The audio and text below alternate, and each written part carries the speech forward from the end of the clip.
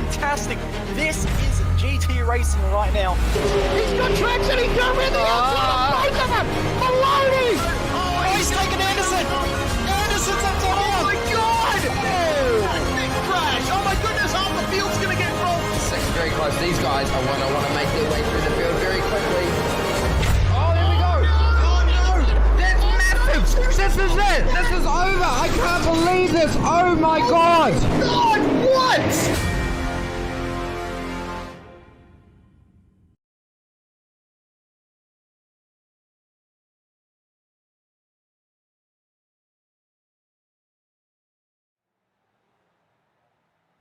A very big welcome to Simspeed TV tonight as we bring you coverage, round 2 of a new season of Ozicar Skip Barber Series. We're on a bit of an American fling. We've been at Lime Rock Park last week. Tonight, though, at MidOhio Sports Car Course in the middle of Ohio, as the name suggests, Josh Rogers. So, what have we got in store for us tonight? 2 races, a 15-minute race to kick things off, and then a 30-minute race with a compulsory pit stop, and maybe a little bit of fuel games as well to keep things interesting around the undulating bends and challenges of MidOhio. Total elevation from the lowest point to the highest point, not particularly drastic here, but there are many blind corners and off-camber corners and just little things to challenge our beautiful looking field of Skip Barber drivers. There's 36 of them tonight as well. So for tonight's coverage, as qualifying is about to come to an end and we're going to get towards race number 1 at MidOhio, I stood underneath that particular billboard for the 2019 IndyCar race here that Scott Dixon won.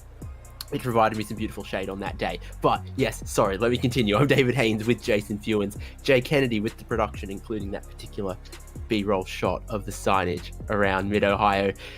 Jason, best place to pass is obviously in towards turn 3, but there's some other challenging places around here, and we will never ever say never in this category for some interesting racing and some passes in places we might not have expected.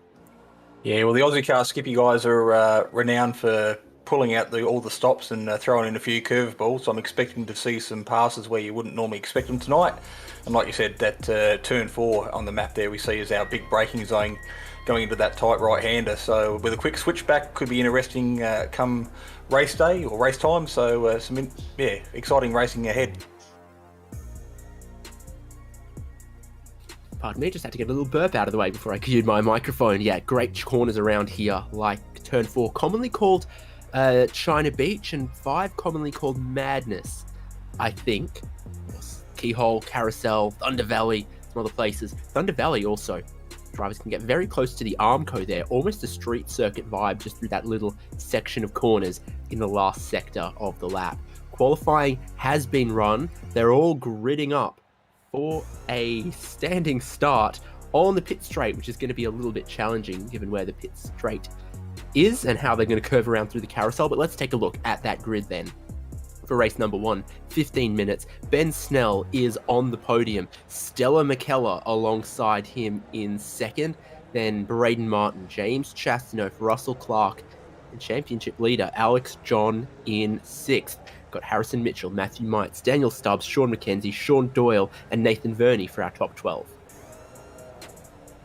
As we scroll down, Jeremy Bush and Ash Knowles on row number 7, followed by Brody Cook, and a good result there, Peter Wilkinson on row number 8, Peter Harriott, and another good result from Stuart Crawford there, row number 9 tonight, and Simon Clayson, Dennis Hancock, they round out row number 10, followed by Farron Hancocks and Liam Banks, row number 11 there. Simon Dobner in the 33 is alongside Ira Felberg on row number 12. I'm serious, man. Hancock and Hancocks are always right next to each other. All right, Philip Bakatsoulis, David Summers, John Snell, Vic Bedveltson, Darren Lasue, Leon Williams, and it keeps going because we've got Callum Heinrich, Peter Bowling, Aaron Waugh, Jason Fewens, Craig Kervin, and Jamie Willits. Jason, you've done it again. Always one for the spotlight. Oh, exactly. Well, It's okay. When we have the results screen, you're going to be at the bottom of it as well, so I can bring it up again then. And Where I belong. that's probably punishment enough. Time counting down. All of our drivers ready for a standing start. Big grid. They are all the way around the preceding corners before the start-finish line. Might be a challenge for those guys. No challenge for Ben Snell on the pole or Alex McKellar second alongside him. We get underway for race 1 of 2. Barney beats the life out of that green flag, and our drivers try to beat each other down towards turn 1 with a difficult apex curb here that the drivers probably want to stay away from on cold tyres, but not if you're Russell Clark absolutely straddling it. My goodness, that kind of worked for him though, as they're going to head towards Keyhole for the first time as well. Yeah, you've got to be very careful there on these cold tyres on the inside curb there, but it seemed to work for Russell, so he's off to a great start as we see the cars in sections going 2 by 2 through this keyhole section before the big long run down the back straight. So it's critical everyone gets a good drive out of this section of the track, and it's going to be a case of who's got the biggest kahunas going to the braking zone. Absolutely, it's a long downhill run from the keyhole towards the lowest point of the circuit here at China Beach. Drivers already braking and going through there. Ben Snell holding on to his lead. McKellar right with him, and maybe a bit of a swap could be on here for the locked-on iRacing lads. Braden Martin and James Chastanoff. Chastanov's just going to stay behind his teammate for the moment. Once again, our top 6, 2 Milos, 2 top splits, 2 locked-ons. Yeah, it feels like we've called this race once or twice before, doesn't it? A little bit of deja vu. What about behind them? Harrison Mitchell, Matthew Mites, Daniel Stubbs, Sean Doyle, the top 10. Doyle's up 1 spot already from 11th on the grid, and now look how close he is to Daniel Stubbs in this battle over 9th and 10th. Different lines from Doyle. He's trying something different. It's not quite paying off for him through the carousel unless he's going to get an almighty exit here. But it is a little bit of a car park off the exit of the carousel, nose to tail with himself, Stubbs and Mites. As we see the leaders in the leading group make their way across the line for the first lap in this 9-lap sprint race here tonight. 19 degrees out on track, a little bit overcast as you can see in the broadcast. So probably take a little bit longer than normal to get these tyres up to temperature, but the guys up the front don't seem to be having any issues. We see a heap of smoke in the background. Yeah, Nathan Verney, I think, might have clobbered that curb wrong, the one that I called out, and he's lost a lot of spots. Or was it on the exit? It's grass on the far side of the exit curb as well. There's a couple of ways to mess up turn 1, and also the turn-in point is underneath the bridge here, very narrow on the turn-in as well. So, he's already struggling with the rear on turn-in, and then just can't quite wrangle a hold of it. Cold tyres, cold conditions, a lot of cars around him as well. Yeah, but the critical thing out of all that is it looks like everybody made it through unscathed with no damage. So good job from Nathan there to actually get off the racing line, because with the train of cars coming through, he was potentially going to be a sitting duck, but he had the wits and the wisdom to make sure he got off that line and out of the way, which was good effort. Team orders or not, Chasty and Martin have swapped over 3rd and 4th here. So now it's James Chastanoff in front, putting the pressure on front row qualifiers, Ben Snell and Alex McKellar. And again, Sean Doyle, all sorts of aggressive, right up behind Daniel Stubbs here, but unable to find a way past. Good work from Brody Cook and Sean McKenzie and some others right in the background there, as they got really tail happy across the crest. And it's just not quite going to work with this alternate line through the carousel for Doyle. Yeah, this track's sort of splitting a lot of these drivers up into little battle groups of 2, 3 and 4. So as we watch these 3 here in front of us try and sort themselves out, but they've been going at it from the moment the lights went green. So at the moment, no rest for the wicked, as there is a challenge for the lead up the front, and the top split TV car on the inside then gets that run out, and all of a sudden we also find Chastanoff making a lunge for the lead as well. Yep, Snell in a difficult spot here as they're absolutely side by side for the lead. Then Chastanoff gets to pick and choose. I don't think he's going to take it 3 wide this early, but level peggings between the leaders, and McKellar has the inside line, but Snell around the outside holds on to it, gets himself the inside at the top of the crest. Once again though, McKellar's not going to give it up just yet, and as they come to the bottom of the hill, McKellar still has his nose in it, but Snell still has his nose out front. Hold on to that lead for the moment. That will check up the lead pack and let those drivers like Sean Doyle and others stay in touch with the lead. Yeah, these little four battling here has just allowed Russell Clark and Alex John, who had dropped back just half a second, to jump onto the back of this group of four to make it 6 again. So it's very interesting up the front, but as we watch on screen, Sean Doyle now up 2 positions into 9th. So he's got in front of the blue and white car there of Daniel Stubbs. Sean McKenzie, perennial top 10 competitor, right in behind them there as well. Good shot of the leaders though, different lines, different speeds through turn 1, and look how close they all are. Snell couldn't get around. Chastanov though got really close, but I'm not sure around the outside of the keyhole here is really where you want to be. Martin also looks under a little bit of pressure from Alex John, who's gotten in front of Russell Clark, so a lot of 2 wide through the keyhole on lap 4 of 9. McKellar is going to get in front and immediately trying to defend the inside early because Snell, Chastanov and others are coming at him quick. This is the 3 wide we were maybe promised. I think Chasty's got a little too much self-preservation here, but he did see Snell make a massive move around the outside here before.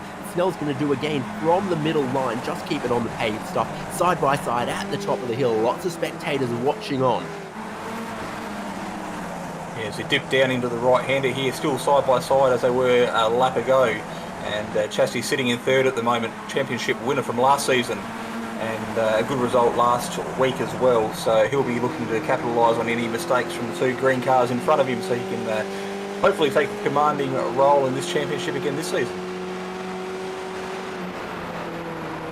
On board from James Chastano, 3rd place, as the leaders battle in front of him.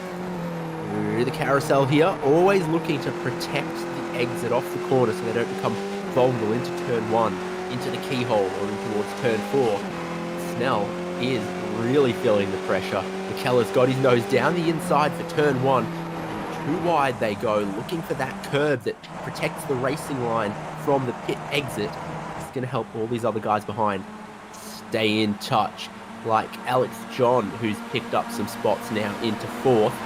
Really defensive from his teammate McKellar at the lead, and Chastity forced the long way around the keyhole. Looks like he picks up a bunch of understeer through there as well. Has to roll out of the throttle, and here comes John. Yep, big drive out of that top corner down through this sweeping right-hander on the straight, which isn't a straight, fastest part of the circuit. As you see the leaders there weaving almost out onto the grass, trying to break the draft of the cars behind them. Yeah, great battling so far at MidOhio. Stubbs and Sean Doyle not done yet at all. Still looks like it's Sean Doyle to hold on to if he doesn't make too many mistakes. And that's over 10th and 11th still. Might be looking back further in the field as we see more smoke in the distance. There's 2 lots. Suspension is broken badly for Crawford there. I think we're about to find out how. Might be that inside curve you keep referring to, Dave.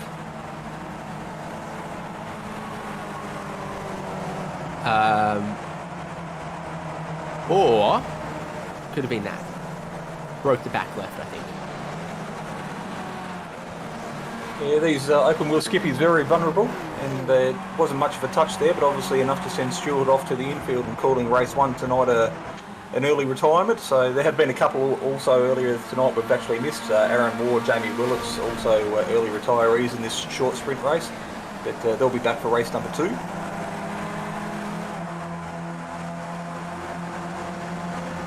Side by side for the lead once again because McKellar's led a lap or 2. But past the halfway point of this race, Snell wants it back. He's going to have the shorter run, and he's obviously dragging the rest of the pack through as well.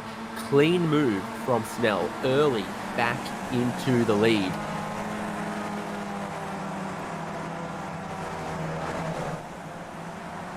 This circuit very well suited to the skippy cars, as you can see here tonight. A lot of these corners providing you multiple racing lines, and the ability of these cars being so narrow, they can go 2 by 2, and we've actually seen them go three wide through certain parts of the track. And as you alluded to in the earlier part, David, obviously the Indy cars make their way to this circuit throughout the season in the past, so it's from anything from the big open wheelers right down into these little skippies. It's provides some great racing. Absolutely, more side-by-side in towards turn 4, key overtaking opportunity, but this is a replay of how Nathan Verney's race came unstuck. 3 wide, and he joins the space program on this one. I wouldn't be surprised if that race suit gets thrown away and he has a brand new one for the next race. Might be sword, you reckon? I think so. Hardly bears thinking about. Ben Snell for the lead, side by side for second and third between the double Alexes, Alex McKellar and Alex John. John gets another spot here, getting ahead of Chastanoff as well. And then he's going to maybe get ahead of his teammate McKellar as well. So, yeah, 2 Alexes, a double A battery. They've got to be careful. This little party of 4 or 5 up the front is quickly going to become 8. So there's not much between the top runners up here, and one little mistake or a car runs wide, and all of a sudden we can find everybody on top of each other. If we have a quick look at Sean Doyle there, big mover from last week's race, and his teammate there just come into contact with the back of the Ozicar Skip Barber car. Yeah, what we've got here, Dennis Hancock side by side with Peter Wilkinson, isn't it? And I think Wilco's just dropped behind Dennis Hancock, who's started 20th, running 14th. So one of those big gainers. There's a couple of big gainers in the mid-pack, actually, with a big field like we have. A few of them have picked off plenty of spots to have that room to move forward, 10 or so positions. 3 to go, becomes 2 to go across the line there. Ben Snell takes the leading snake underneath the bridge and sideways through turn 1. Snell, McKellar, Chastanoff and Alex John having a good battle over third as well. And then that John almost on the defensive from Braden Martin as well. Totally all up in the air, undecided with our top 6. We've been like this in lockstep all race so far.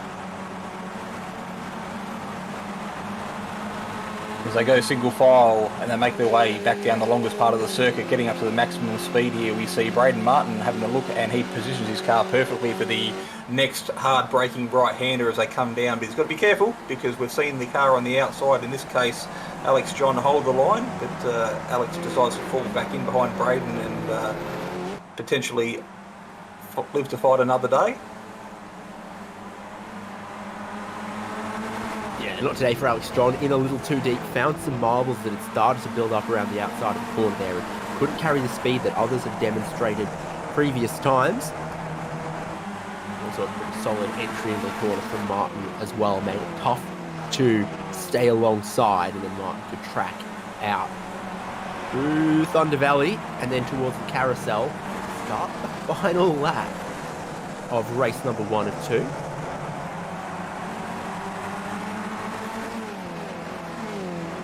Top 2, still your top 2 qualifiers.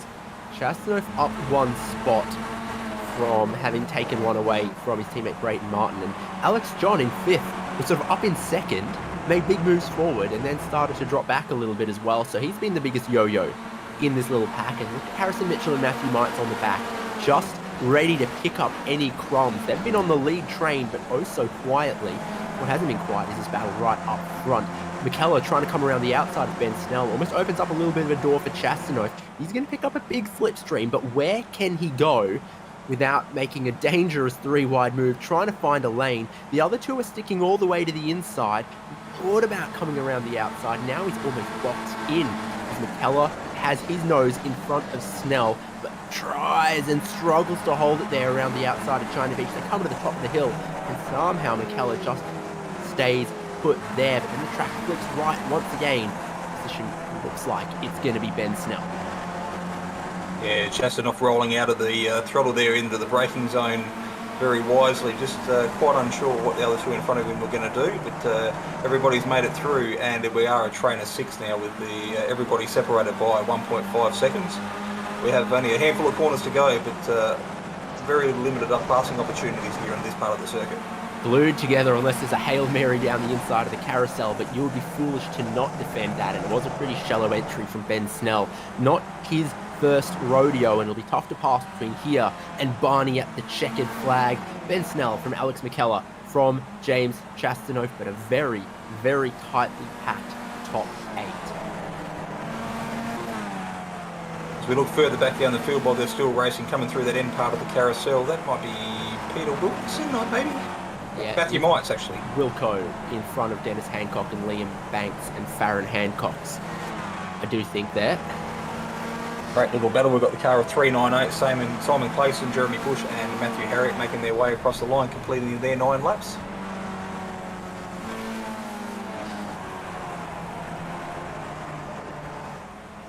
Well, the driver's still taking the checkered flag, but your winner, Ben Snell, I think is celebrated pretty hard somewhere on his lap back towards the pits. And the biggest gainer throughout the race, I do think, was Philip Backett-Soulis. 7 positions gained. Let's look at the results. Ben Snell, Alex McKellar, James Chastanoff, Braden Martin, and then a whole second off the lead. Alex John, Russell Clark, Harrison Mitchell, Matthew Mites. And then good fight for Sean Doyle and Daniel Stubbs rounding out the top 10.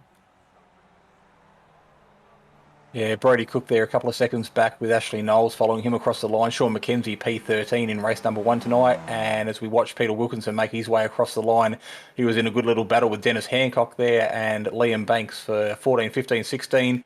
Farron Hancock was in there as well. And then a short gap back to Philip Backasoulis, Ira Felberg and David Summers was our top 20.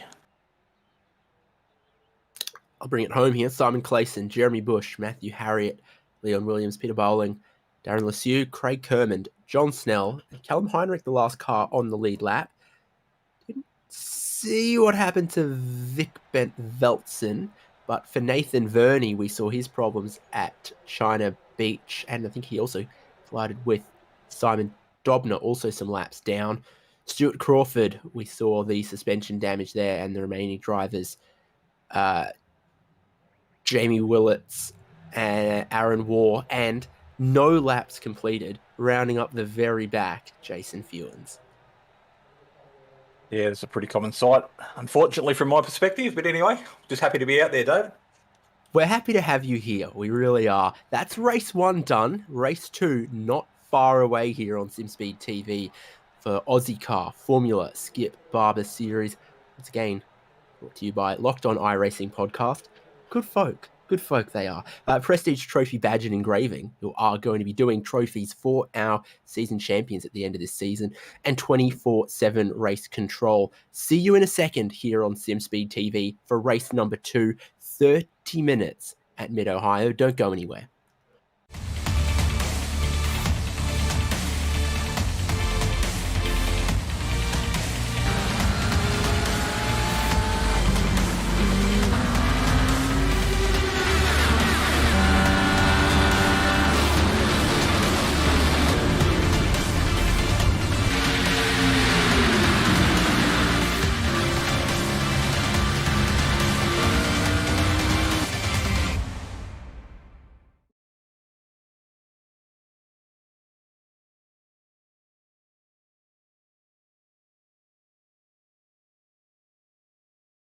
Yeah, so we're using the VRS Direct Force Pro this year.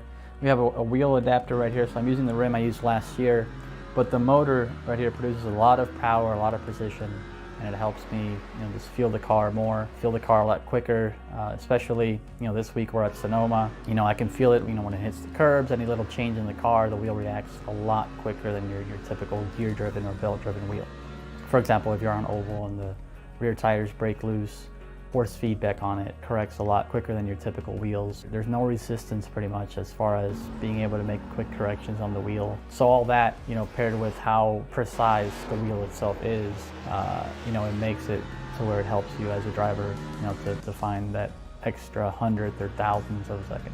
So when you're getting a direct drive wheel, especially the VRS wheel, it's heavy duty. It's got good weight to it, it's not a plastic toy. It feels like you can really beat up on it. A lot of people have issues with their plastic gear-driven wheels just kind of breaking after a couple years. This thing just feels like it can go forever. The forces are really strong where if you might have to let go of the wheel if you get into the wall. You can adjust all that with the settings on it and stuff, but the wheel itself doesn't play around. It's got way more strength than you could ever need, and that's what makes it good, that you can adjust that down to whatever the car needs. So initially you'll be able to get the controller box and the motor together, and eventually you will be able to add a rim onto that option. They'll also be including a button plate on it to put on the rim to have all sorts of different buttons and functionality. Also, pedals are coming, so that's a pretty big deal as well. Hasn't been covered too much, but you know, the goal is to also have pedals to go along with the Direct Force Pro. So that's pretty exciting. The wheel feels good. You know, it feels very much like a real world steering wheel. You just kind of feel like what you would imagine the car to feel like. You know, a real steering wheel in a car is very smooth, it's very direct, very quick, and that's what this wheel feels like.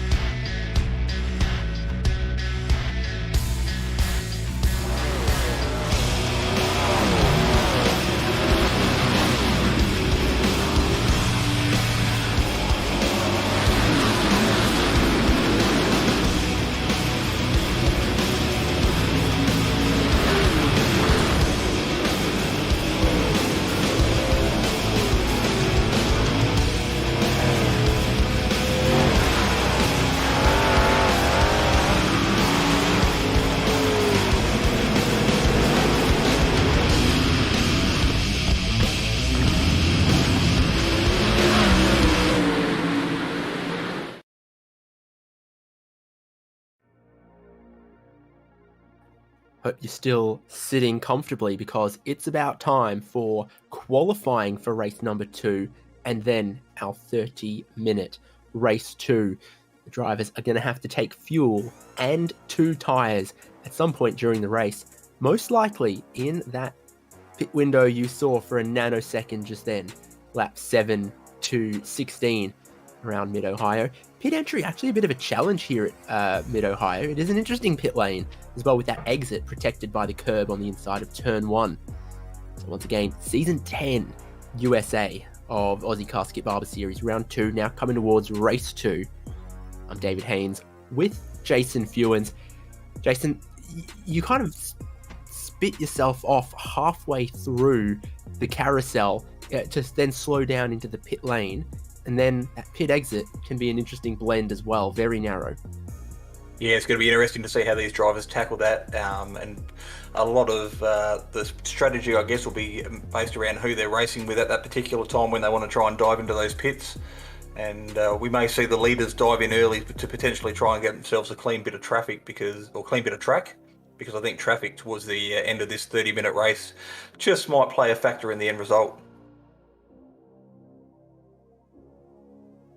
You always have this for race number 2, that the drivers are going to go into a qualifying session where they get 1 lap, and that sets the grid for the 30-minute 18-lap race ahead of us. It is always the case that can sometimes give us some interesting results as drivers make mistakes on their one and only flying lap and then start deep in the grid of 34 cars for race number 2. Lost a driver from race 1 because Jason worked out how to register as a spectator. So they're about to head out now into this qualifying session. Shorter lap here than some other circuits, although we've just come from Lime Rock Park, an even shorter lap than here at MidOhio. 5 minutes will be ample. Plenty of drivers racing out of pit lane, looking to get their lap in early, but it won't be a disaster for these drivers to sit on pit lane for a minute or so before going out to do their outlap and their flying lap. Looking there at Liam Banks, wasn't it? Also working on his tyre warming. Ben Snell's just had a problem with his tyre warming, and he's rejoined the circuit. Your pole sitter from race number 1 was off the track at the keyhole on his outlap. Yeah, it's not the way you're going to generate heat into those tyres, so you'll have to work extra hard down this back straight. But like you said, a little bit longer lap than where we saw last week, so a little bit more opportunity to get those heat into those tyres, get that good run out of the carousel and put in that flying lap. But it is a fine line, because if you find yourself dropping a wheel or having a spin, it's very, very deep in the field of 30 cars tonight, and it's going to be a hard task to fight your way back towards the pointy end. Callum Heinrich from Canberra ACT, which is where my brother lives. So therefore I haven't seen him in a little while. But Callum gearing up for his flying lap to the final sector here.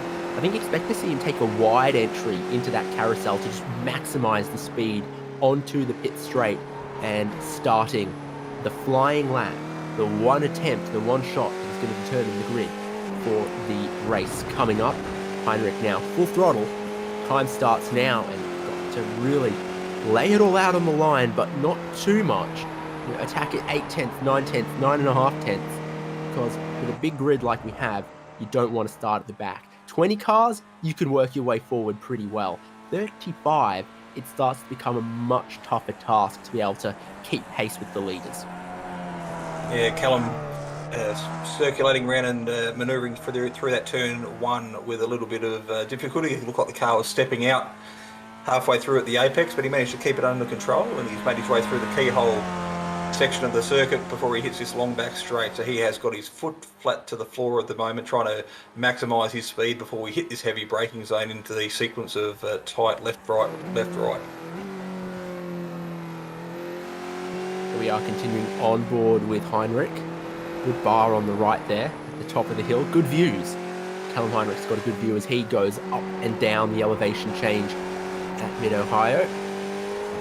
Flat out across the crest here and looking to straighten it up a little for a bit of braking and then turn the car across the crest here. Track drops away just as you're tracking out. So you've got to factor in for the car wanting to push and walk out a little wide on the exit, and then close to the Armco as you dare to carry as much speed as possible over another little hill and into the final braking zone of the lap. At the carousel, wide entry again from Heinrich, looking to grip up in the middle of the corner, get the throttle open and punch it to the finish line. This is going to be one of the first times we see on the board. It'll set a little bit of a benchmark. What do we got? About a 1 minute 40 flat. You can see the others on the timing tower on the left. Here we see Braden Martin at the moment with a 36.292 up the front, followed by teammate James Chastanoff 36.5. New leader Alex McKellar takes pole now with a 36 dead with 0.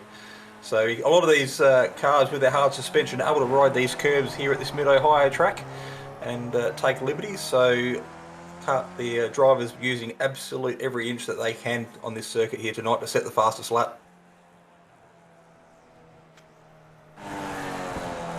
Clayson goes on the board, I think.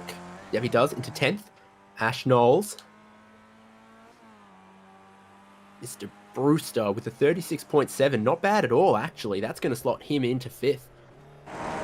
Yeah, good result there from Ash. That's top 5 at this stage. With only a handful of drivers still to go, I think we've got 4 or 5 that haven't yet to set a time, so they've obviously leaving it to the absolute last minute. They've only got about 30 seconds to register that time, or we've had a couple that have had incidences and dropped a wheel off or had a slide somewhere. So we watch Darren Lazou now make his way through that final section with a 38.339. That's going to drop him down the order into 23rd. Always going to be pretty competitive around the midfield here. Just 2.5 miles of MidOhio. Makes it the same length as the full Indianapolis infield road course and some other tracks. And that has set the grid. Short, sharp qualifying session. One shot, just 5 minutes. And the grid looks thusly. Alex McKellar on pole position. Braden Martin qualifying strongly once again. Now on the front row. Front of Alex John, James Chastanoff, Ash Knowles, and Russell Clark. Your race 1 pole sitter, not even in the top 12 from what I can tell, because it's 7th for Sean Doyle, and Harrison Mitchell, Liam Banks, Daniel Stubbs, Brody Cook, and Simon Clayson. Yeah, row number 7, we do find Ben Snell a little way back. He's got a part with Matthew Mites there on his right-hand side. Stuart Crawford, Nathan Verney off row number 8. David Summers and Dennis Hancock round out row number 9 tonight as we make our way back to further down the field. Jeremy Bush and Farron Hancock's. Matthew Harriott and Ira Felberg, row number 11. Darren Lassou, Sean McKenzie on row 12. Remainder of our field is Simon Dobner, Philip Bakatsulis, Vic Bent-Veltzen, John Snell, Callum Heinrich. We saw his qualifying lap at a 1 minute 40 flat. Very, very equal with Leon Williams back there with him. And then no qualifying time for Craig Kermond, Peter Wilkinson, Jamie Willits, Aaron Waugh, and Peter Bowling. 30 seconds or so until they get underway for this 18-lap race. Reminder that fuel window, what were we talking, lap 7 to 12? Somewhere roughly in the middle. 7 to 14, I think it was. It's not going to be lap 1. It's not going to be the final lap. We are about to get racing. Green flag drops. They launch away from the standing start. Easy for our top 10. More difficult for the tail end of the field wrapped around the carousel. They'll work their way into the race. Through turn 1 we go once again. And again, I swear, Russell Clark loves to have a wheel either side of that curb.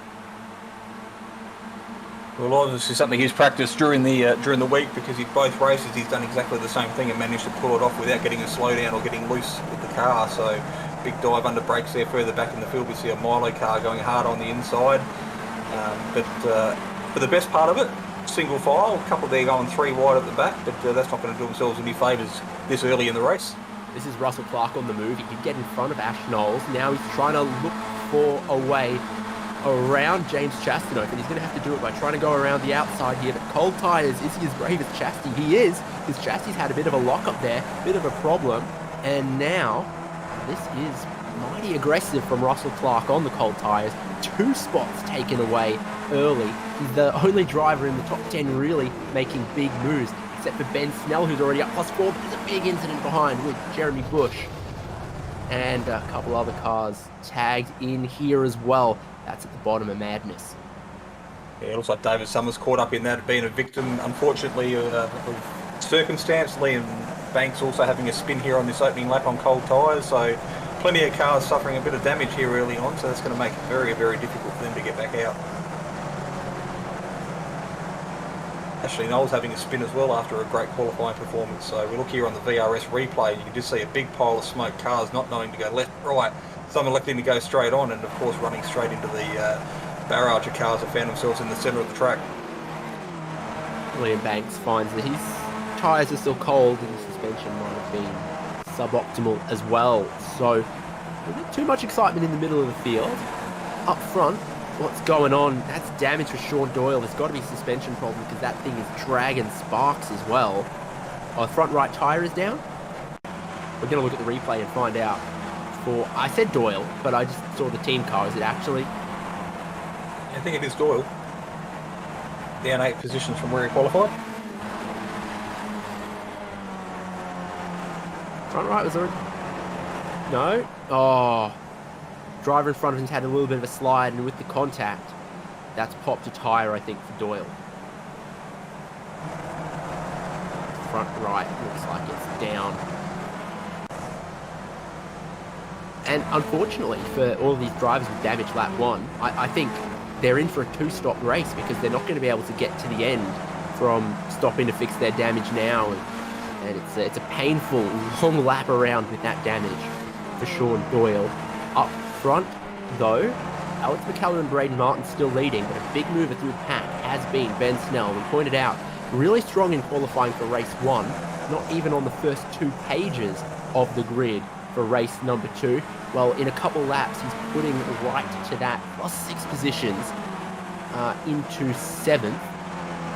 And now staring at Harrison Mitchell.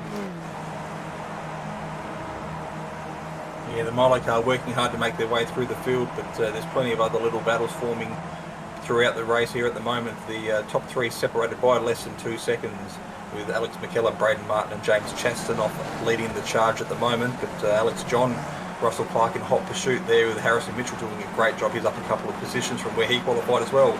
Currently sitting in P number 6. And level peggings for the lead of the race at the minute. Martin around the outside, McKellar down the inside.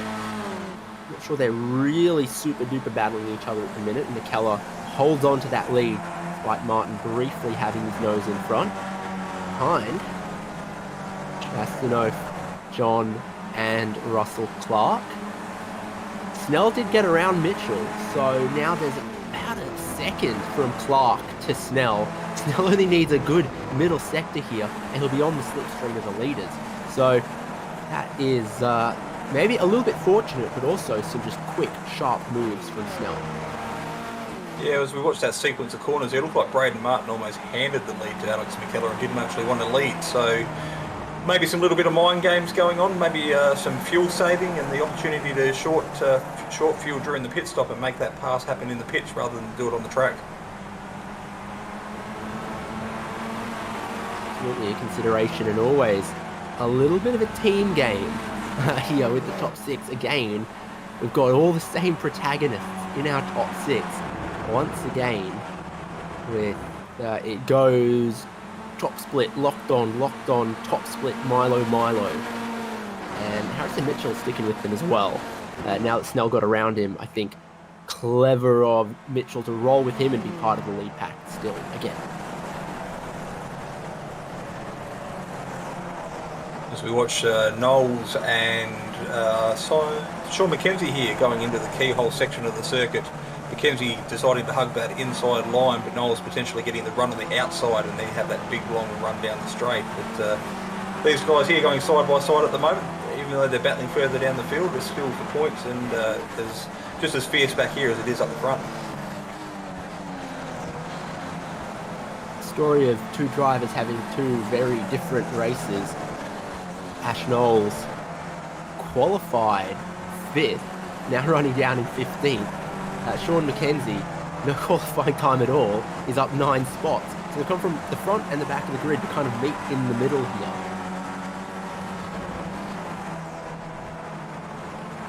And a good little battle they're having though. I reckon maybe a tiny bit further up the order is where both of them sort of belong to be anyway.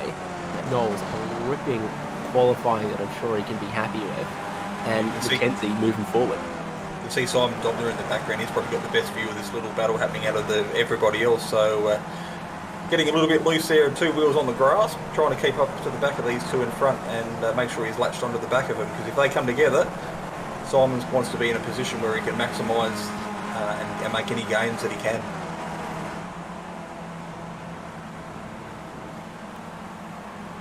Well, time flies when you're having fun, because we're not far away from that pit window opening proper for some drivers to do their compulsory stop and still be able to make it to the end on fuel.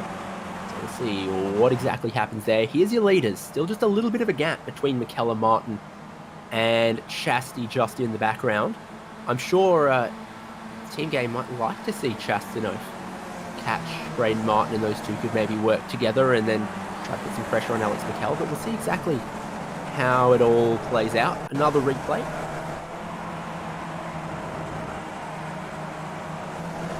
One. It's the Knowles-McKenzie fight once again. Down towards the keyhole. Something's gonna go wrong for Knowles. A lock-up, a big lock-up, wide, and once you've caught a bit of that grass, it spins him around. Yeah, with the off-camber of the corner there, once you find yourself off that racing line, it's very, very hard to pull it up and get that nose pointed back around the corner. So Ash becoming a victim there of the keyhole, which was a corner you said you spent a fair bit of time on when you were visiting there, Dave. So you know better than most of just exactly some of the lurks and some of the difficulties that the drivers have through that section of the track. It was great. I was stood shoulder to shoulder with this guy with a Team Penske shirt who'd swear at Scott Dixon every lap he drove around for 90 laps. It's good to have passion. And whatever they drink in Ohio, he'd had plenty of as well. It was great. It's like the supercars experience, but with IndyCars instead. Here is some of those pit stoppers coming early. Liam Banks on the pit lane for his first time in this race should be able to do that tyre change and fit in enough fuel to make it to the end. While this is 3rd and 4th. Oh, and they're side-by-side for the lead as well, I think. So maybe there is going to be some early pit stops in the works. Otherwise, why would Martin go aggressive for the lead, which he has taken right now? See what happens, and I suspect we'll see a lot of teammates pitting together, given the conglomeration of teammates we've got going in these top 6 battles. Yeah, Alex McKellar finding himself tucked in behind the wing of the number 9, Braden Martin. So Braden Stampy's dominance on the field at the moment, taking the lead, but we'll be interesting to see who blinks first, who decides to dive into those pits and potentially try and do the undercut and get the upper hand on those around them. Here's the pit entry, and I don't see any of them taking it. No, not this time. This time just yet. We'll continue on. What about further back in the field? Still not yet.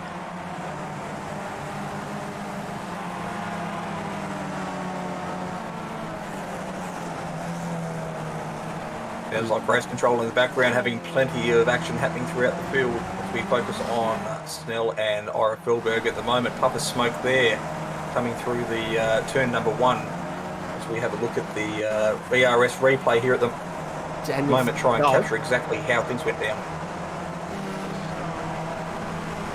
And is he about to go down? Well. No. Oh, too much of that curb. Too much of that nasty curb.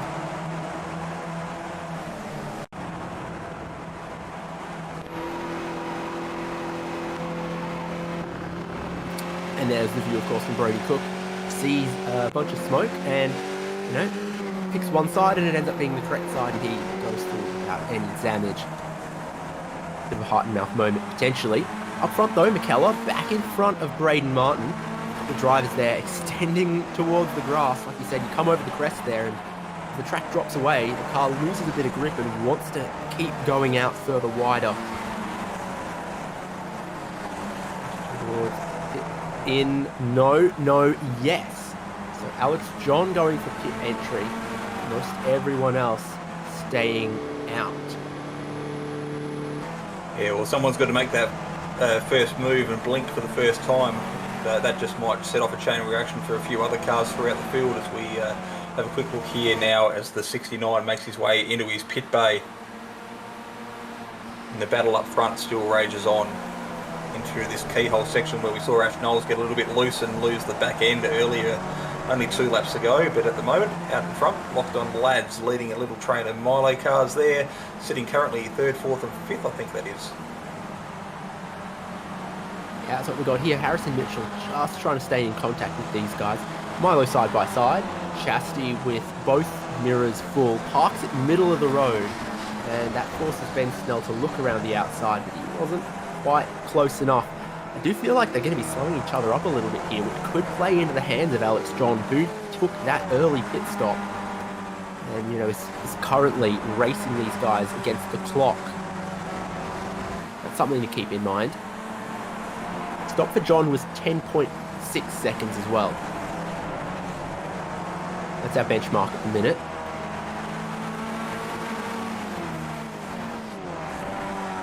Anyone going to react to Alex John's pit stop from the lead, or are they all going to keep going longer? It might depend on what kind of traffic they find in front of themselves. Through the carousel, no reaction from McKellar or Martin or Chastanov or Snell or Clark or Mitchell. Alex John is going to be on quite a different strategy to these guys. In the next group, it's teammates Mites and Verney, but behind that, Stubbs and Simon Clayson for the pit lane. Yeah, the good thing for Alex John out of all that, he seems to have come out in a clear bit of traffic, so could be a bit of master straight. We'll find out by the end of probably lap 15 or 16 just where he falls into line compared to everybody else, but at the moment he's sitting back at P14 after fighting for the lead, but he's got that pit stop out of the way, he's got his front tyres changed, so between now and the checkered flag, all he has to do is focus on his lap times, hitting his braking points and not making any mistakes. No difference from Chastanoff. Sees Ben Snell get up into 3rd. Russell Clark not quite close enough to follow in his slipstream, so swap a spot here. Snell now from 13th into 3rd. Well, that's really 3rd. It's going to depend on how he fares compared to Alex John, who's already cleared his pit stop. There's a couple of those drivers there that have already cleared their pit stops as well. Brody Cook, Daniel Stubbs. But they're still well behind Alex John, who we've got to measure against to know has his early stop worked or not. Currently 26.5 seconds off the lead. Got to watch, does that grow or shrink? 26.5 by my timing screen, 25.4 by this graphic. Who knows, give or take, where that second is? I think we'll go by the graphic. That's what we're looking at. That's what we'll run with. We watch the cars here. Still no one blinking and taking a dive into those pits. So there, everybody planning on going long and coming out with those colder front tyres in the dying sections of the race. And this is where Alex John could potentially really benefit, given these guys might have a bit of difficulty getting those tyres up to temperature. Looks like it is a little bit warmer now than we did find ourselves in race 1. It's up to 22 degrees on track where it was 19 earlier on, so a little bit of change of conditions for these drivers to consider. It was, for a couple laps there, really clear traffic-wise, and they're just starting to catch a couple that could have caused problems. Crawford, his stop's done, but he sees Brody Cook go past. Daniel Stubbs goes past there, so that's the drivers he's racing. Now he's done his pit stop, and he's mixed in with some others who've already cleared theirs. It's Ben Snell and Chastanoff and Russell Clark, and Harrison Mitchell has stuck with them. We haven't really seen any, side by side or any overtakes or anything from him, but 2 races in a row, just pitching his caboose to some of the very well-known and race-winning drivers in this championship, and scoring consistent points, which we know is what you've got to do. Yeah, great result and job there from Harrison, who's currently sitting in P6, like I said, up a couple of positions. At the moment, we watch him there make his way around now, and he is as close to the back of this train as probably has been all race. So, a good little confidence builder for him here, and very, very smart driving for him. He'll just stay on the back of these guys until they pit, I guess, and then once one dives into the pits, it'll be just a chain reaction for the 3 that are following. Oh, mighty wide, and well, 2 of those cones ended up seating upright again, so I don't know how that counts in bowling, but really it was a 7-10 split. Sure looked like it. On the pit lane, Sean McKenzie, another driver who's decided they're going to pit. Only 2 or 3 laps left until they're going to run out of fuel and have to pit as well for our leaders. Bear that in mind, that it's sort of your top 10 that haven't pitted and everyone else has now.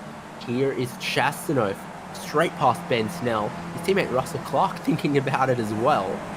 So they are playing a little bit of games amongst these drivers, amongst this group. Alex John, I think, has lost about a second to Alex McKellar over the last couple of laps as well. So this strategy of going long does appear to be gaining time for these guys, but then you do think about those last 5 laps. If it is close, the much warmer tyres are going to be in the hands of Alex John. Yeah, so jump on board with Alex myself currently, and absolutely clean traffic in front of him at the moment. So he's shown in the past he's had the speed to run with these guys, so now's his chance to maximise his race strategy and make the most of that early stop. Top 2, no pit stop. Next group, no pit stop. They're all following the same strategy, all in the same boat on this one. Just a little kiss to that turn 1 curve for Alex McKellar. You've got to be careful. We've seen a few cars come unstuck by riding that curve just a little bit. Depends on how their suspension's set up, I guess, as to how well the car absorbs that impact. But a few cars... I think if you just give it a kiss and don't ride it, you'll stay out of trouble.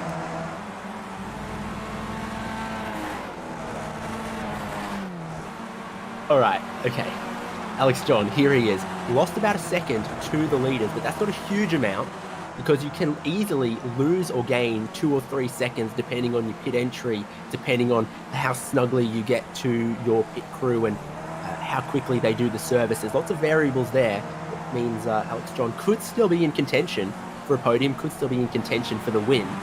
It's hard to know when he hasn't yet turned the scales and started eating time back out of the leaders. It's just been stable for the last couple of laps. Have a look here at Vic Ben Belson making his way out of pit lane, making his compulsory pit stop, getting that out of the way. So he'll have to keep an eye on over his right shoulder as he makes his way out of the pits back onto the racing line to see whether there's any cars coming through. But at the moment, all the action is up the front. Alex McKellar, Braden Martin got about a 2.5 second, almost 3 second lead over they're that battling pitting. group behind them. And here they are, the top two to pit lane. Who else is going to follow them? Ben Snell, Russell Clark. Looks like almost everyone. The biggest thing is Russell Clark stays out. So I meant to say Ben Snell, Chastanov, Harrison Mitchell, Matthew Mites in. Only a tiny number of drivers staying out. And here is Alex John, previously the lead car to have pitted until that hack came in. Still taking service, all of them. Braden Martin is done and rolling. He might even jump Alex McKellar on the lane. Not sure about that one. Oh, he just won't. McKellar will sneak out in front of Martin, in front of Snell. Where's Alex John? Still behind these guys and by a couple of seconds. So I reckon McKellar and Martin are going to have time to build up their tyre temperature, but James Chastanoff is not, because here, steaming down the inside comes Alex John. More grip for him. No way Chastity can defend that one. He knows his best bet is to use the slipstream. Yeah, I think that's the only way they're going to catch the guys in front. Ben Snell is probably about 2 seconds down the road at the moment, so Alex John and Chastity have to decide to work together if they're going to do anything about making headway into these group guys in front. Unless Chastity wants to battle to try to stop John catching his teammate Braden Martin. Who knows what the team game and what the selfishness could be here. Two cars haven't stopped with 5 laps to go. They're Russell Clark and Nathan Verney. This is Russell Clark. I think expect to see him on the pit entry. Yes, indeed. Here he comes. It's wide through the carousel into the pit entry and then to the pit lane speed limit there at the yellow cones. And Verney, likewise. So I think McKellar, Martin and Snell is going to be your top 3. What kind of speed does Alex John have compared to them? Yeah, this re-entry here is going to be the critical part of the race. I think we're across the line with 4 laps to go now. No, 5 laps to go. So can't see any car on the inside here, so it looks like these guys here have done the right thing, decided to pit that little bit that lap early, and as we watch the car 07 now finally dive out of the pits. Clark rejoins right in the middle of this battle. He's almost going to form a bridge between Alex John and Ben Snell potentially. Alex John probably catching pretty quickly, especially through the middle and final sector of this lap, where that front tyre grip becomes a lot more important. We'll see exactly what happens with a couple laps to go, but lap by lap goes past, and I think your top 3 build more tyre temperature, build more confidence. There is your top 6, all in one shot, 3.5 seconds, 5 laps to go. Look at how much more grip Alex John's got, confidence to throw the car towards the apex though, than Russell Clark, who's still like a newborn deer or something, just struggling to find his footing, trying to work out what works and what doesn't, trying to keep it underneath him. As we jump on board, Russell Clark looking back at the moment, and he's got himself a little bit of a gap with that fast-moving 77 of Alex John. Will find himself tucked in underneath that rear wing in the dying laps to go, and I think we're going to find ourselves on for an absolute cracking battle here at MidOhio. Clark struggling with that grip, big time, kicking up some of the dirt. Meanwhile, on a much tighter line, Alex John is going to really be in position to attack him. The 4th place though, I think the lead starts to look out of reach for Alex John.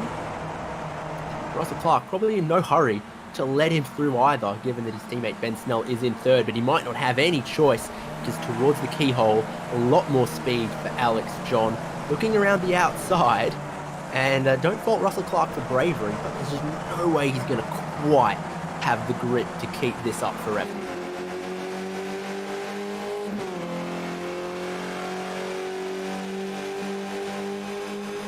Clark and John side by side.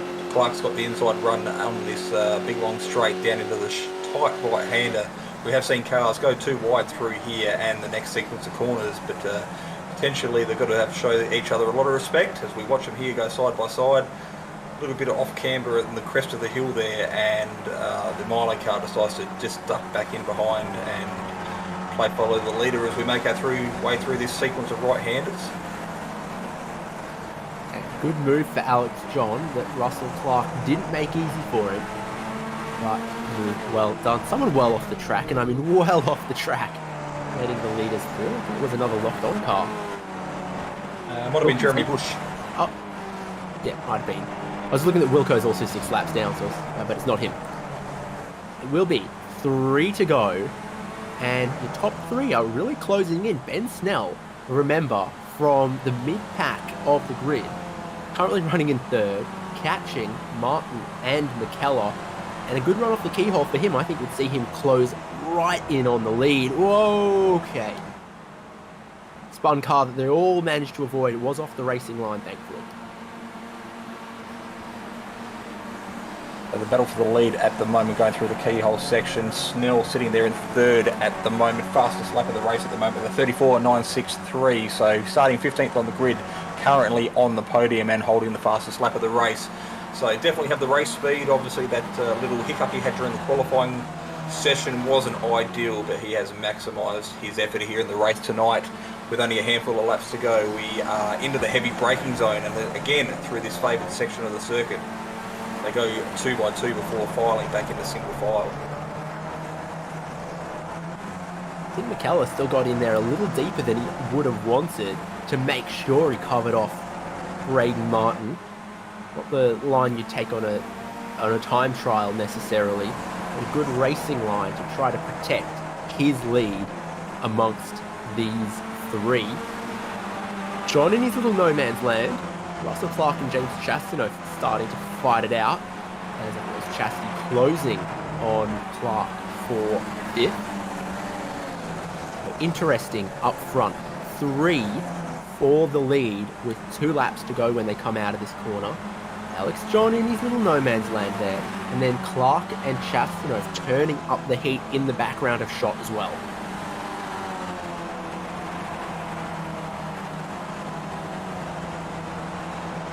To go, and now is the time where these drivers need to start thinking about where they're going to set themselves up for a possible last lap opportunity pass. Braden Martin dive into the outside, but we know that's not going to work.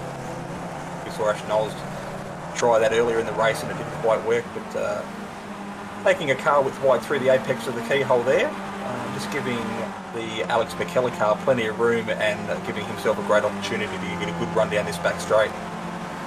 Yeah, it looked a bit sloppy on the entry, but it was a very strong exit, and then he pulls into the slipstream, pulls out of the slipstream, and he's going to try to come around the outside at China Beach. Not the first to do it. He's only just kept a nose in there. It'll be tough then if he's not ahead at the top of the hill to make it even further. Now he finds himself offline really close to Ben Snell.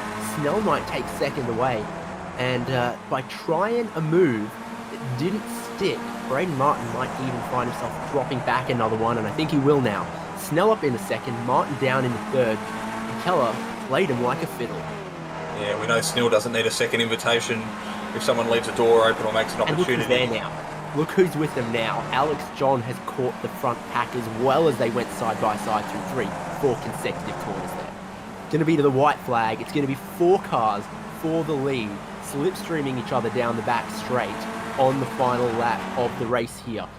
Round 2, Season 10 of Ozicar Skip Barber Series, and it's going to be another one of these cracking races. It's going to be these drivers again, 4 of them together under a second, 3 different teams. Where would you put your $5 right now, Jason Fields?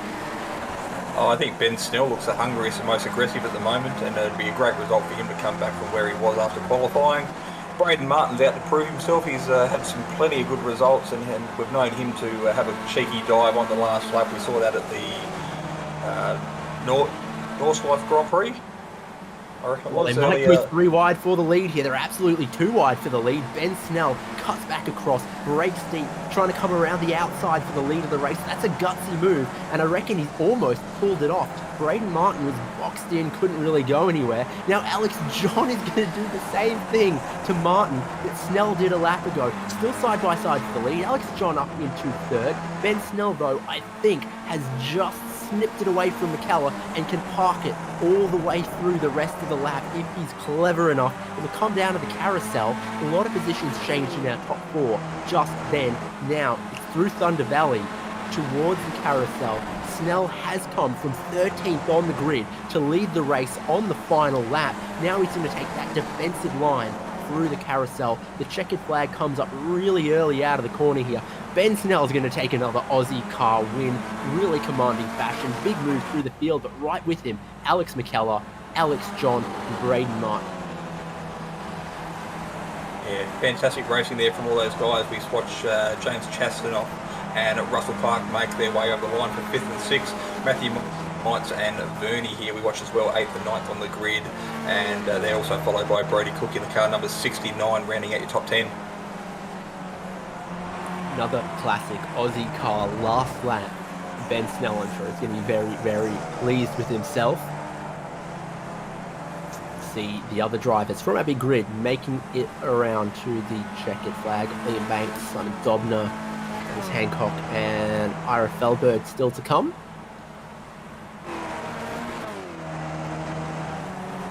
Yeah, that might be Dennis Hancock as well. We're watching here on the screen at the moment, car number 51. Nope, Aaron Waugh. Currently sitting in 22nd. So a good result from Aaron. Actually, Knowles dropped out on the last lap. Wow. Yeah, it looks like he's dropping down from what was potentially a top 5 qualifying session. He's now outside the top 25 in the results. Well, I can tell you that me and him don't share the same Brisbane ISP then. I think I'm still here. Well, I'm wondering, he's showing himself as the first car off the lead lap, so something might have gone away there. I'm not too sure what might have happened. On the lead. Maybe an earthquake? I said Brisbane. I said he's in Brisbane. He should be safe. He should be safe. Let's look at the results. Don't tempt 2021's fate, though. Anything can happen. Let's look at the results from race number 2. What an exciting conclusion it was. Pretty tense all the way through. Alex John had that different strategy, but it was Ben Snell with the moves on track to take the win from Alex McKellar. The other Alex finishes in 3rd. Braden Martin shuffled back to 4th, but kept his nose clean. Then it's James Chastanoff, Russell Clark, Harrison Mitchell, like we said, just tagging along, and scores a 7th place, which is a 1-spot improvement on the 8th place that he started the grid. Then Matthew Mites, Nathan Vernie, Brody Cook, our top 10. Again, big moves through the field for Mites and Vernie.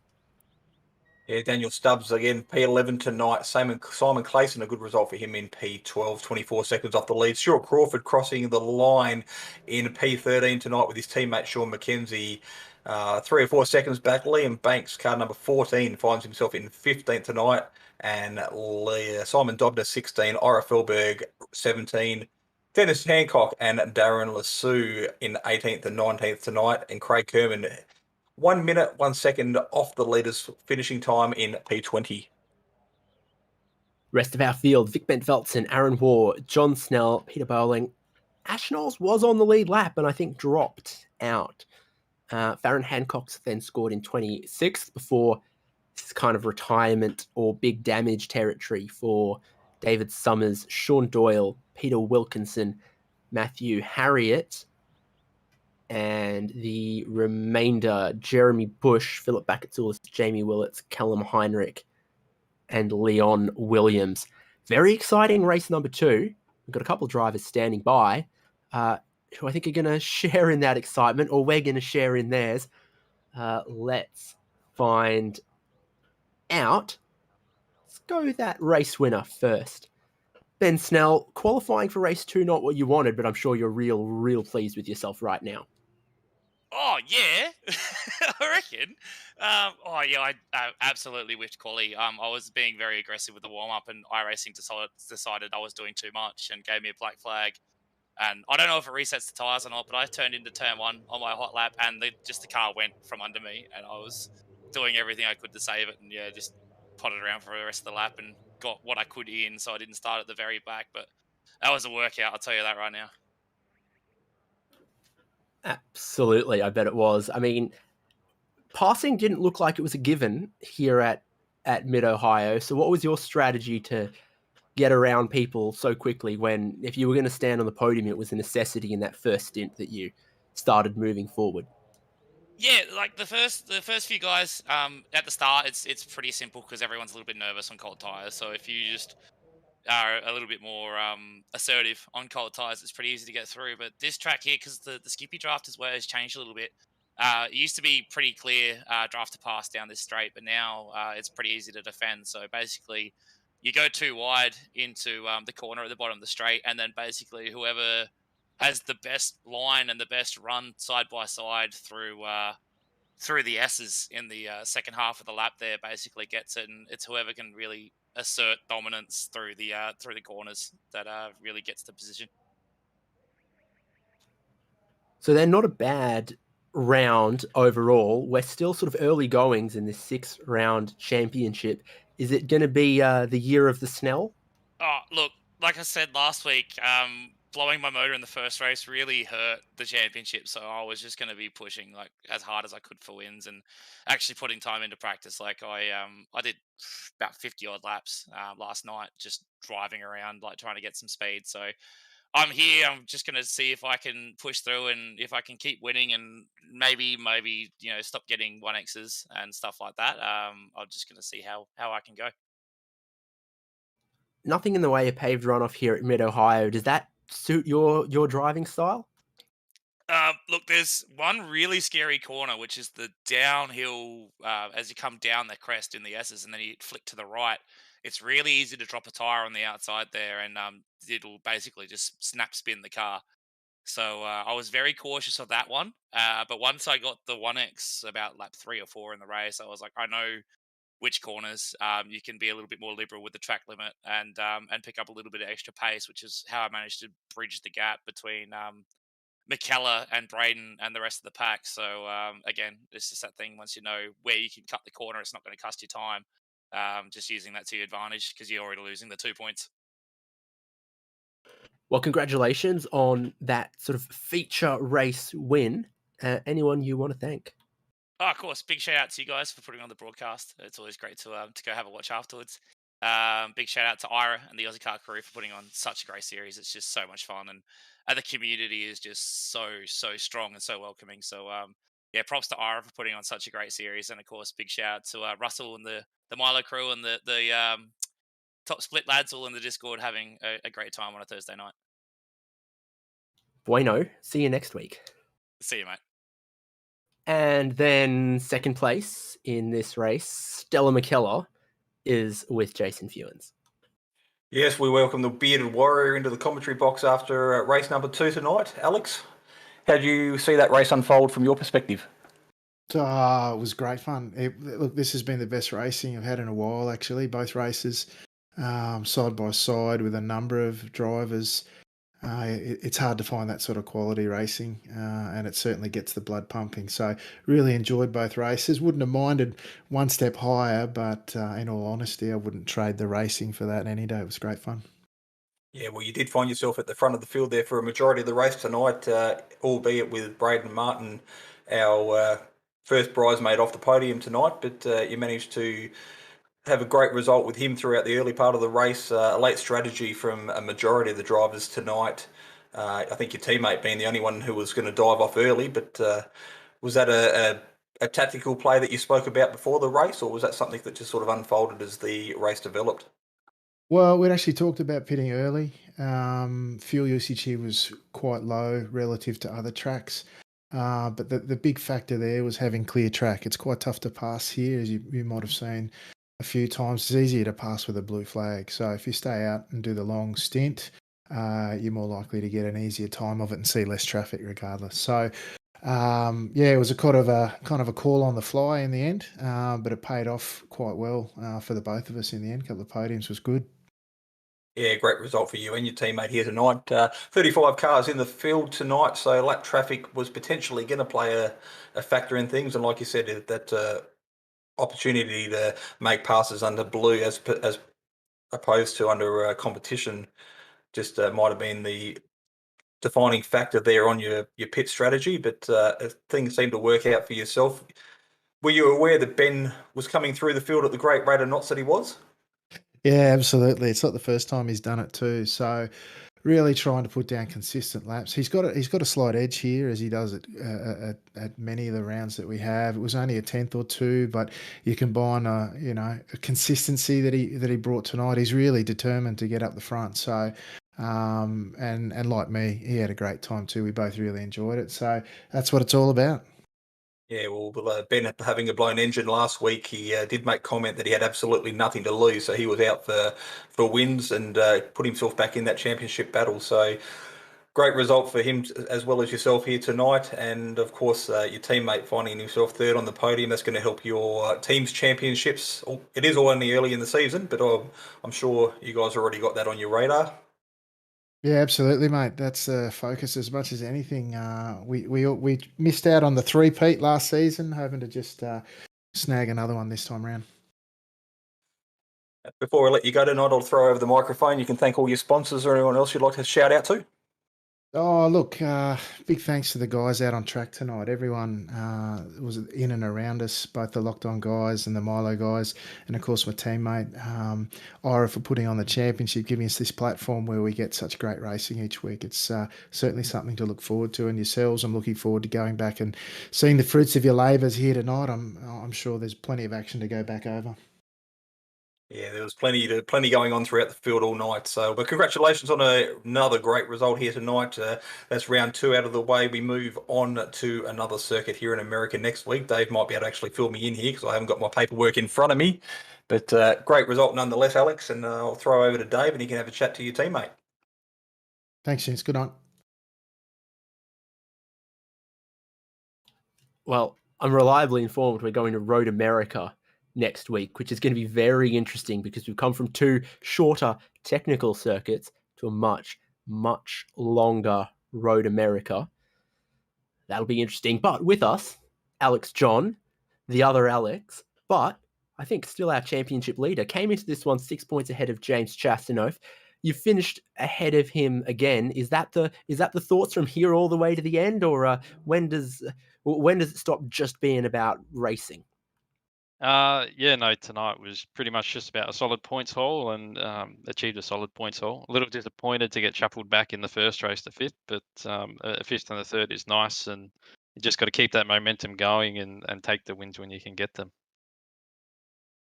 It seems like it's always the same 6 culprits in the top 6 in our half dozen, 2 Milos, 2 top splits, 2 locked ons, but now you and McKellar go in a different strategy in this race when everyone else seemed to be opting for the teamwork. What was the thinking there? Yeah, well, I knew McKellar. He was too far ahead for us to do any sort of teamwork on the pit strategy. So I was sort of sitting behind Chastity, and I was wondering, oh, do I pass him? Do I not? Do I sit? Is he going to catch the guys ahead? Is he not? And we were sort of just stuck there, stagnant. Same gap to the leaders, and so it was quite spontaneous. I was just like, no, I got to do something different, and I think it paid off really. I came out, they came out. I had hot tires and was able to pull away from a couple of guys and get up there and steal a podium from Braden. Indeed, a bit of last lap opportunism. It was such a great 4-way pack at the front there. And surely, I mean, what are your thoughts in a battle like that? You're closing in on the top 3 right at the end with a chance to steal some bickies.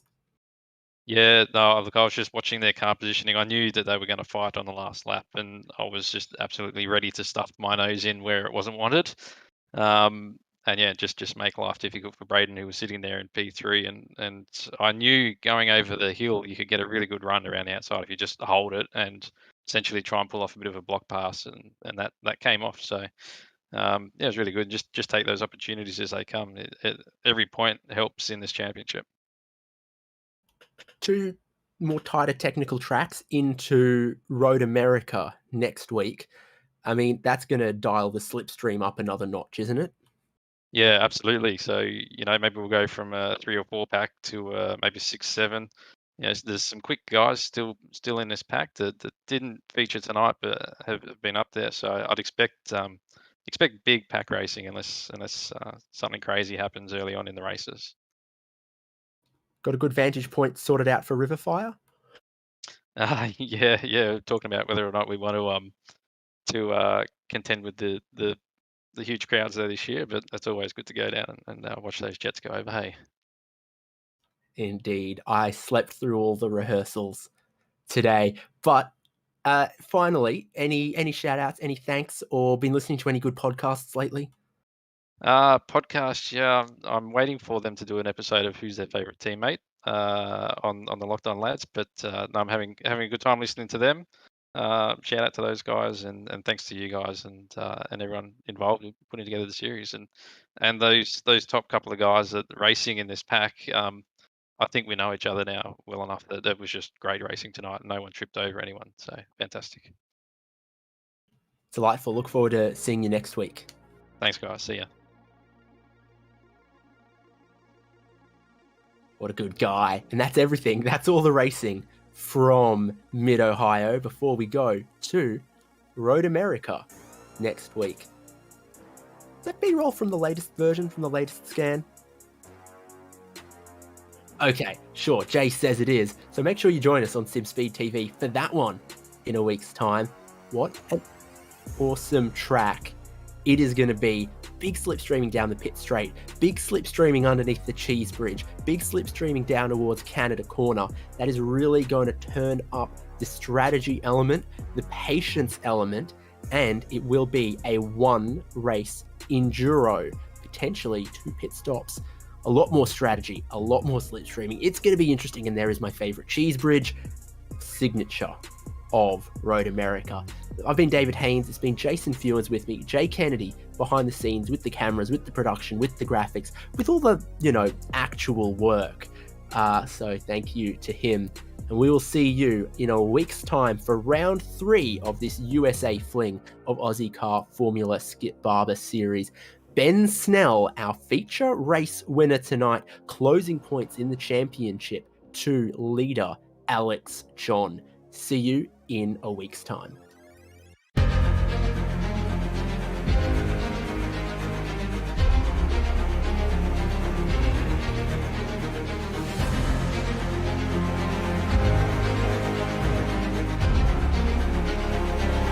This is fantastic.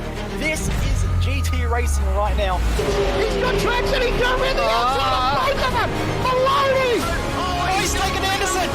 Anderson's up top. Oh my God. Oh, big crash. Oh my goodness. Half the field's going to get rolled. Second very close. These guys I want to make their way through the field very quickly. Oh, there we go. Oh no. That's massive. This is it. This is over. I can't believe this. Oh my God. God, what?